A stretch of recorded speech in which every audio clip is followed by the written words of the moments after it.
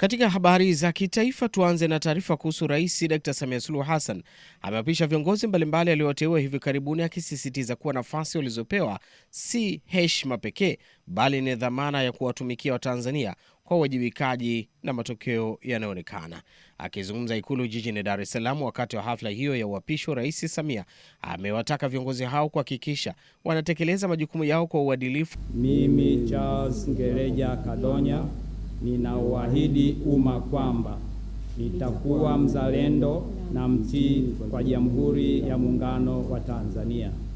Nitakuwa mwadilifu na mfano kwa watumishi wa umma, watumishi wa Bunge, watumishi wa mahakama na watu wengine katika kukuza na kusimamia maadili. Sitatumia cheo changu kwa maslahi binafsi au ya familia yangu, ndugu zangu au marafiki zangu au mtu mwingine. Miongoni mwa walioapishwa ni Dr. Grace Magembe kuwa katibu mkuu wa Wizara ya Afya, ambapo anamtaka kuhakikisha bajeti ya wizara hiyo inasimamiwa kwa uangalifu ili kufikia lengo la upatikanaji wa dawa, chanjo na vifaa tiba kwa 80% ifikapo mwaka 2030, sambamba na kuhimiza uwekezaji katika viwanda vya bidhaa za afya zenye ubora. Jukumu kubwa limekupa hivi ni uwezo zaidi wa kujua wizara kwa vizuri, changamoto zake, mafanikio yake. Umekutana na wataalamu wenzio ndani ya sekta, unawajua vizuri, na sasa unakwenda kuwa katibu mkuu. Imani yangu ni kwamba utakwenda kufanya kazi na kutoa ushirikiano mkubwa kwa utakao wakuta pale. Ninyi madaktari mna mambo yenu, mnajuana kule. Madaktari wakikukataa hutaweza kufanya kazi.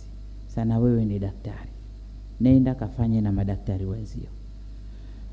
Kazi niliyokupa ni administration, ingawa wewe ni daktari, lakini uzoefu uliopata TAMISEMI na kwengineko, nina imani utaweza kuifanya kazi hii. Unakwenda kuanza kazi ikiwa ndo kwanza tumepitisha budget, na kama unavyojua budget siku zote huwa haitoshi kulingana na vipaumbele vya wizara.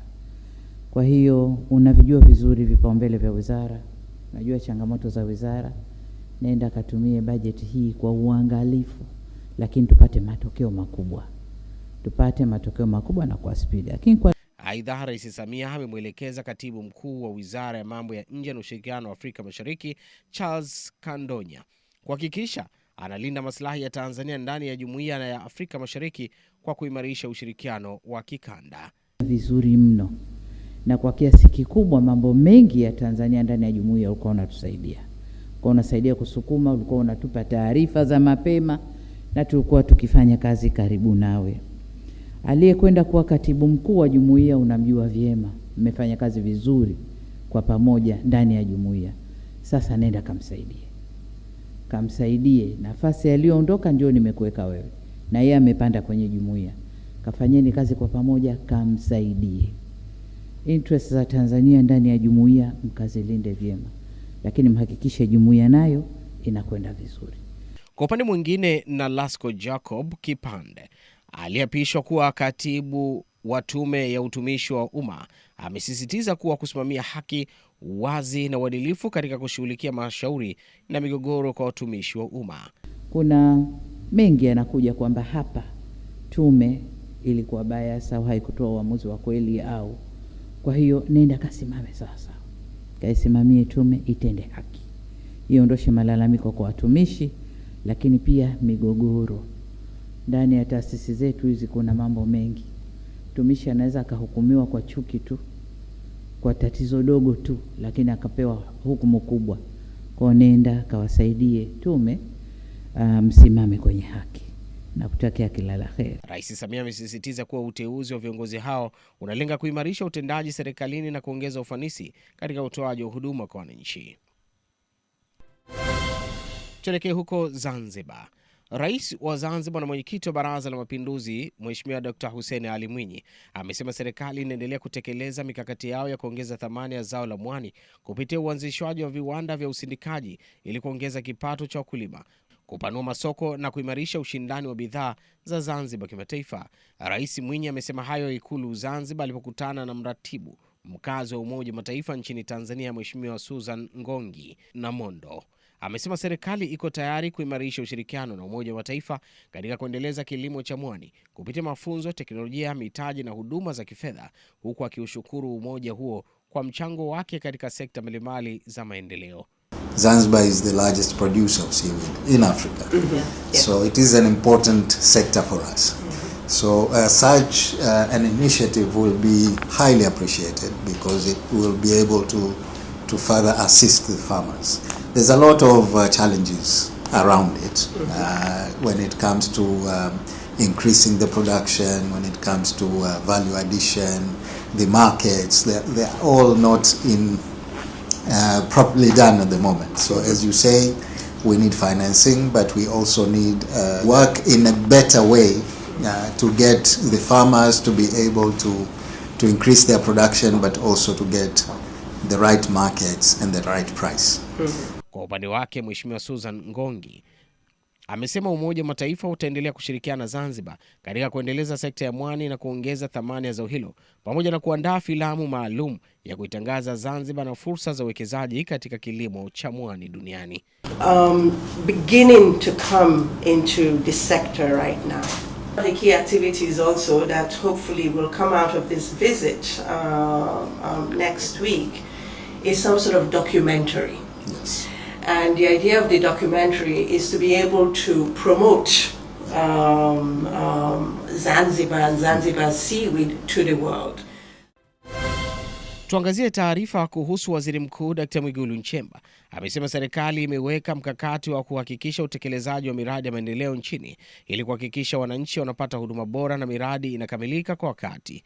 Akizungumza na wananchi katika mkutano wa hadhara uliofanyika uwanja wa Sokoine wilaya ya Serengeti, Waziri Mkuu amesema serikali inaanza rasmi utekelezaji wa ilani ya uchaguzi ya Chama cha Mapinduzi CCM ya mwaka 2025 hadi 30, bajeti ya serikali ya mwaka 2026-27 pamoja na dira ya taifa ya maendeleo 2050. Majengo ya aina hiyo ambayo Mheshimiwa Rais ameyajenga ndani ya kipindi cha takriban miaka 4 mpaka 5 ni zaidi ya majengo 150. Unaweza ukaona ni kiongozi wa matokeo kwa kiwango gani. Maana yake hata haya ambayo tumeanza likiwemo hili la Serengeti yatakwenda kukamilishwa. Lakini hivyo hivyo yamefanyika maendeleo katika maeneo mengine ikiwemo sekta za afya, elimu, miundombinu na maeneo mengine. Mheshimiwa Rais amejenga hospitali 119 kwa wilaya na halmashauri ambazo hazikuwa na hospitali za wilaya. Amejenga vituo vya afya 649 kwenye makao makuu ya tarafa na baadhi ya kata za kimkakati ambazo hazikuwa na vituo vya afya. Amejenga shule za sekondari zaidi ya 1300 zikiwemo zaidi ya shule 100 za amali na kila mkoa ikiwemo shule maalum ya wasichana ndani ya kipindi cha takriban miaka 5. Hii ni hatua kubwa, lakini ni hatua inayotupa matumaini kwamba hata haya yaliyoahidiwa kwenye miaka 5 inayokuja. Waziri Mkuu amesema baadhi ya miradi ya maendeleo ilichelewa kuanza na kupungua kasi ya utekelezaji kutokana na uamuzi wa mikakati ya serikali kuelekeza rasilimali katika kukamilisha miradi mikubwa ya kimkakati ikiwemo mradi wa kufua umeme wa Julius Nyerere, daraja la JPM na reli ya kisasa SGR ambayo sasa imeanza kuwanufaisha Tanzania. Akizungumzia utekelezaji wa miradi ya barabara, Waziri Mkuu amesema serikali imeweka utaratibu mpya utakaohakikisha fedha za mfuko wa barabara zinawafikia watekelezaji moja kwa moja ili kuondoa ucheleweshaji wa miradi. Moja ya kilomita takriban 25 nadhani zimejengwa kama kilomita 15 hivi na sehemu hivi. Bado kama kilomita 10 hivi. Na yenyewe utekelezaji wake umeenda kwa kasi ndogo. Lakini ipo hii inayokuja mpaka Mgumu ambayo ujenzi wake haujaanza. Ni watoe hofu. Moja kwa zile ambazo ujenzi wake haujaanza. Ni watoe hofu. Wala haikuwa uzembe. Wala haikuwa kupuuzwa. Hii ilitokana na uamuzi uliofanyika ndani ya serikali. Amesema hatua hiyo itawezesha wakandarasi waliokuwa wanasimamia kurejea katika maeneo yao ya kazi kuharakisha utekelezaji wa miradi mbalimbali ikiwemo mkoa wa Mara. Tugeukie kuhusu kamati ya kudumu ya bunge ya hesabu za serikali za mitaa LAC imeeleza kuridhishwa na maendeleo ya ujenzi wa kituo cha mabasi madogo kinachojengwa katika eneo la kituo cha reli ya kisasa SGR mkoani Morogoro, ikisema mradi huo utakuwa chachu ya kuboresha huduma za usafiri na kuchochea shughuli za kiuchumi kwa wananchi. Akizungumzia mkoa wa Morogoro wakati wa ukaguzi wa mradi wa maendeleo, mwenyekiti wa kamati hiyo Abdalla Chikota amesema kamati imeridhishwa na hatua iliyofikiwa utekelezaji wa mradi huo na kusisitiza kuwepo kwa mikakati ya madhubuti ya usimamizi wa uendeshaji wa kituo hicho ili kuhakikisha wananchi na pamoja na halmashauri ya manispaa ya Morogoro wanapata manufaa ya kudumu kutokana na uwekezaji huo. Weni ombeni mradi unapokamilika, hebu umizeni ubongo kwamba je, kama tumempangisha mtu hoteli hafanyi biashara, nini kifanyike? Wekeni vivutio. Kuna vitu vingine ambavyo manispaa ni vichache tu. Kwa mfano, mnaweza mkaanza mnashindana na pale bajaji au nini na nini. Hala nini mkatengenezea sehemu nyingine ya kupaki ili pale wasizuiliwe, ili watu wengi wakaja eneo hili. Na maanisha nini? Fedha hizi zilizokuja hapa, zilizotumika hapa zitakuwa na impact kubwa sana kwa sisi wana Morogoro endapo jengo hili litatumika na mradi huu utatumika. Na hata hilo wazo la kuwajiji linaweza kubaliwa kirahisi sana. Lakini kama mradi huu utaingia kwenye miradi ambayo feasibility study ya kufanyika vizuri, itakuwa fedha hii imepotea. Lakini mimi kwa haraka kwamba kama ikisimamiwa vizuri kwa jinsi mlio plani, huu mradi utatumika vizuri sana, kwa sababu haujajitenga kama ulivyo maeneo mengine. Kwa upande wake, mhandisi wa manispaa ya Morogoro Juma Gwisu amesema ujenzi wa mradi huo umefikia 83% na unaendelea kwa kasi, huku ukitarajiwa kukamilika katika kipindi kifupi kijacho na kuanza kutoa huduma kwa wananchi. Mradi huu tunategemea kukamilika. Mradi huu utakamilika baada ya miezi 4 kutokea sasa, kwa sababu mkandarasi kwa muda wa kwanza ambao ulikuwa amepewa unakamilika tarehe 21 mwezi wa 7, na hivyo amewasilisha maombi ya kuongezewa muda na takribani karibu miezi 4 ambayo ndio wameruhusiwa kufanya extension ya mradi huu. Kwa hiyo tunategemea baada ya miezi 4 mradi utakuwa umekamilika. Kwa ujio wenu, kwani mnatutia nguvu na sisi tunaokuwa tupo katika eneo hili kwa kuona mradi unakwenda vizuri. Lakini ni kuhakikishia tu kwamba kwanza tumekuwa wa kwanza kuhakikisha usalama wa eneo wanalofanyia kazi, usiwe na tabia ya kuibwa kwa material, kwani tutakuwa tunarudisha nyuma maendeleo ya mradi wetu. Lakini pili, tumekuwa tunakuja kila wakati kusikiliza kama kuna changamoto ya wao wenyewe wanaofanya kazi hapa, lakini pili kwa wale wafanyakazi ambao ni wananchi wetu kama kuna tatizo lolote. Lakini tunashukuru Mungu mpaka sasa kumekuwa hakuna shida yoyote. Tukamilishe na taarifa kuhusu wadau wa habari nchini kutoka vitengo vya mawasiliano serikalini. Wametakiwa kushirikiana na Secretariat ya maadili ya viongozi wa umma ili kufikisha ujumbe wa maadili kwa jamii. Tungane na Bright Dismas kwa taarifa kamili. Akizungumza mjini Morogoro wakati akimwakilisha kamishna wa maadili nchini, Jaji mstaafu Sevangirwa Mwangesi, Bwana Waziri Kipacha, katibu wa idara ya ukuzaji maadili, Secretariat ya maadili ya viongozi wa umma, amesema ushirikiano na wadau mbalimbali kutawezesha elimu ya maadili kuwafikia watu wengi zaidi, hivyo kukuza kiwango cha maadili kwa viongozi na wananchi kwa ujumla. Kama mnavyofanya nyie katika taasisi zenu, tunaitoa kupitia majukwaa mbalimbali yakiwemo vipindi vya elimu kwa umma kupitia vyombo vya habari, mikutano, semina, maonesho, kongamano na machapisho. Pamoja na jitihada hizo, bado tunahitaji kushirikiana na wataalamu wenzetu wanaotoa elimu kwa umma ili kufikia malengo na kukabiliana na changamoto mbalimbali katika kutimiza jukumu hili. Waswahili wanasema kidole kimoja hakivunji chawa. Ndio maana tumewaiteni hapa kubadilishana mawazo kuhusu njia na mbinu bora za utoaji wa elimu kwa umma zitakazosaidia kutimiza malengo yetu kwa pamoja.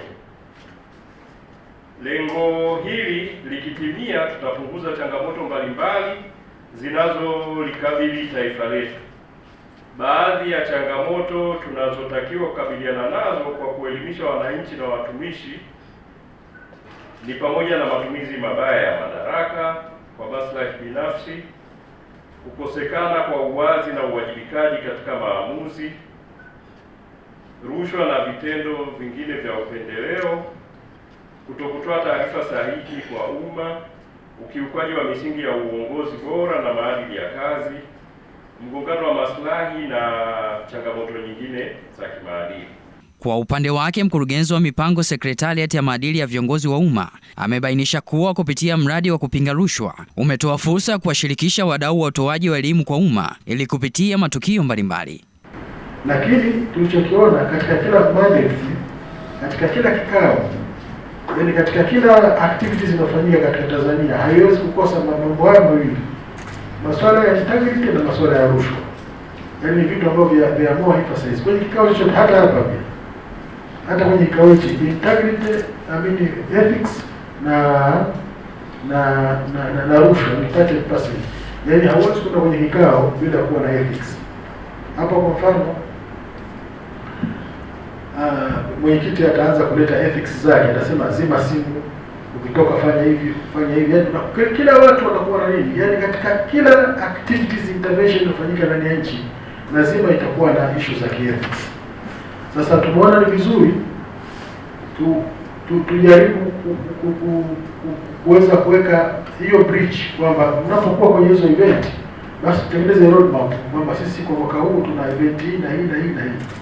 Na sisi. Naye afisa habari mkuu wa bodi ya ithibati ya waandishi wa habari nchini, Bwana Prudence Constantini, amesema kuwa bodi hiyo imekuja kuheshimisha taaluma ya uandishi wa habari, ambapo hadi sasa waandishi waliosajiliwa kwenye mfumo ni 4600 huku waliopatiwa ithibati wakiwa 3800. Na kwa kufanya kazi kwa kuzingatia sheria, na hii nadhani ni changamoto mojawapo wengi wanaikimbia, kama inavyokimbiwa Sekretarieti ya maadili ya viongozi. Nakuta wanaikimbia, wanasema bodi ya ithibati imekuja kudhibiti waandishi wa habari. La hasha. Sio kila mtu atafanya kazi kwa kadri anavyojisikia anataka kufanya. Hapo awali wengine walikuwa wanabananga taaluma hii. Najua kusoma na kuandika. Mzazi anamuuliza mwanangu, umekosa D2, ungepata japo D2 ungekwenda kuwa mwandishi wa habari kwa sababu unajua kusoma na kuandika. Hiyo ilikuwa ni hali ambayo ilikuwa inatupeleka kuelekea kibra. Anakupigia simu anakuambia mimi sijara siku ya 3, unasemaje? Sasa hayo ndo mambo ambayo sasa hivi bodi ya ithibati ya waandishi wa habari inajitahidi kuhakikisha kwamba waandishi wa habari ni wale watu wenye taaluma, wenye uchungu na taaluma yao, ambao wamekwenda darasani, na kiwango cha mwandishi wa habari cha kuanzia angalau awe na diploma.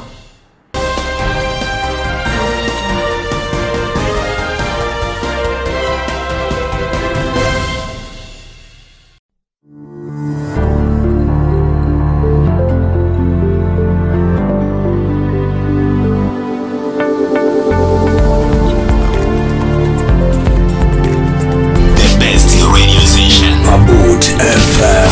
Keep in touch. 106.9 Dodoma, 98.9 Abud FM Mbeya inasikika. Abud FM 101.7 Dar es Salaam, 88.3 Abud FM Morogoro, 104.1 Abud FM Arusha. Through Abud Radio, I really enjoy the music. All day, all night. The best radio station. Abud FM. Keep in touch.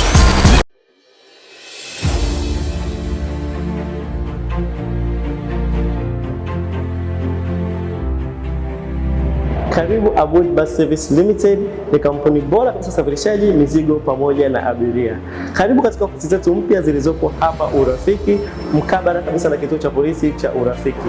Tuna safari za kutoka Dar es Salaam kuelekea mikoa mbalimbali kama Arusha, Mwanza, Bukoba, Musoma, Mbeya, Iringa, Tabora, Tunduma.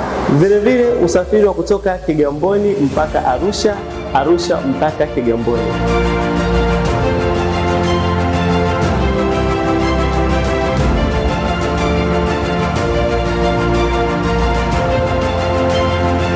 Nimekuwa nikitumia usafiri wa Abood kwa muda mrefu, safari tofauti tofauti, na ni kweli wana huduma nzuri.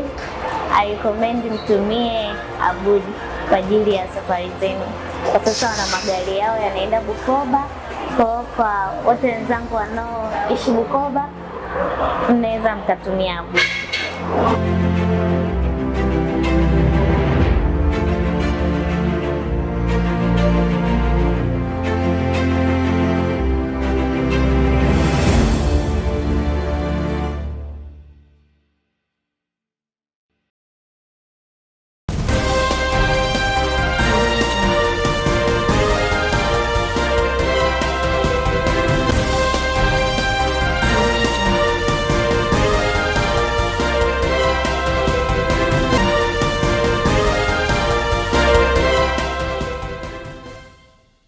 Habari za wakati huu kutoka pembe mbalimbali za dunia zinaanza sasa. Karibu ungane nasi kwa taarifa muhimu za kimataifa. Maelfu ya waandamanaji walikusanyika katika maeneo mbalimbali nchini Afrika Kusini jana Jumanne, wakishinikiza serikali ichukue hatua kali dhidi ya wahamiaji wanaoishi nchini humo bila vibali halali. Maandamano hayo yanatajwa kuwa makubwa zaidi tangu kuzuka kwa wimbi la mashambulizi dhidi ya wahamiaji mnamo mwaka 2008. Mamlaka nchini humo zimesema maandamano hayo yalikuwa ya amani kwa kiasi kikubwa licha ya kuripotiwa matukio machache ya upolaji.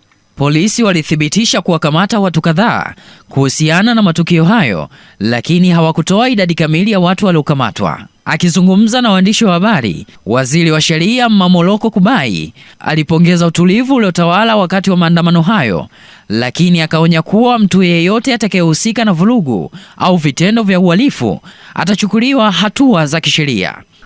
Amesisitiza kuwa polisi wataendelea kuwatambua na kuwakamata watu wote watakaotumia maandamano hayo kama fursa ya kufanya uhalifu. Maandamano hayo yamechochewa na makundi yanayopinga uhamiaji haramu ambayo yalitangaza tarehe 30 Juni kama muda wa mwisho kwa wahamiaji wote wasio na vibali kuondoka nchini humo. Makundi hayo yanadai kuwa wahamiaji hao wamechangia kuongezeka kwa ukosefu wa ajira kwa kukubali mishahara midogo, pamoja na kuhusishwa na ongezeko la uhalifu na changamoto nyingine za kijamii. Hata hivyo, serikali ya Afrika Kusini ilikataa kutambua muda huo wa mwisho, ikisisitiza hiyo ndiyo mamlaka pekee ya kusimamia na kutekeleza sheria za uhamiaji. Mashirika ya misaada yameonya kuwa mfumo dhaifu wa huduma za afya nchini Venezuela umefikia ukomo wa uwezo wake takribani wiki moja baada ya nchi hiyo kukumbwa na matetemeko mawili makubwa ya ardhi. Tahadhari hiyo imetolewa wakati hospitali nyingi ambazo zimeharibiwa vibaya na kukabiliwa na uhaba wa wahudumu wa afya zikielemewa na idadi kubwa ya majeruhi pamoja na ongezeko la magonjwa ya kuambukiza katika maeneo yaliyoathiriwa na janga hilo. Wakati huo huo, idadi ya watu wanaookolewa imepungua kwa kiwango kikubwa katika muda wa siku 3 zilizopita.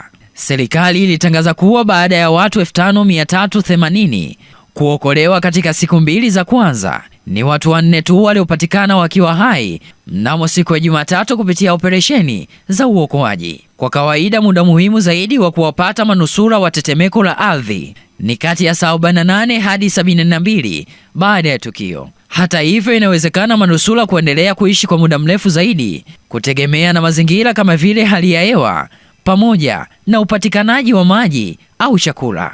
Serikali ya Venezuela imesema kuwa idadi ya waliopoteza maisha imefikia zaidi ya watu 1900.